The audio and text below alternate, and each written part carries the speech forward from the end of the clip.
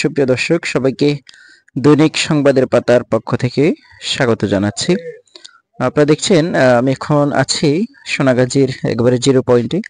এখানে পুরো উপজেলাবাসীর দীর্ঘ সময়ের প্রত্যাশা যানজট নিরসনে গতকাল উপজেলা প্রশাসনের উদ্যোগে গতকাল ঠিক রাতেই এখনো 24 ঘন্টা পার হয়নি, এখানে উপজেলা চত্বরে জিরো পয়েন্টে একটি চত্বর তৈরি করা হয়েছে। আপনারা দেখছেন ঠিক এই মুহূর্তে একটি গাড়ি উল্টো পথে মোট ঘুরছে।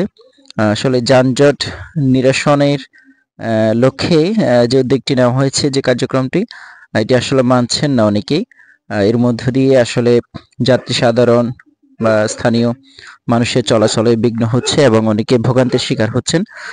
যেমনটা প্রত্যাশা করেছিলেন উপজেলা প্রশাসনের পক্ষ থেকে, দীর্ঘ সময়ের এই প্রত্যাশাটা পূরণ হয়েছে ঠিকই, কিন্তু মানছেন না জনসাধারণ কিংবা গাড়ি চালকরা।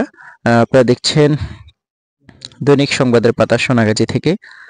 এখানে আজকে ঠিক বিকেল 5:25 ধারণকৃত ভিডিওটি এটি।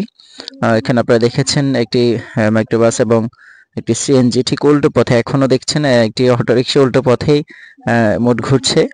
আসলে ঠিক এভাবেই যানজটগুলো লেগেই থাকে, কিন্তু আসলে দেখার কিনা এখনো ঠিক আরেকটি মাইক্রোবাস বিপরীত দিক থেকে আসছে, সেটিও উল্টো পথেই চত্বরটি অতিক্রম করছে, আরেকটি তার পিছনে এবং টমটম সহ আসলে মোটরসাইকেল, আসলে বলা বাহুল্য। আপনারা দেখছেন ভিডিওতে প্রত্যেকটা যানবাহন যদি সড়কের নিয়মিত যে রুলস গুলো মেনে চলতেন তাহলে এমন যানজটের সৃষ্টি হতো না। এখন আপনারা দেখছেন যানজট সৃষ্টি হয়েছে।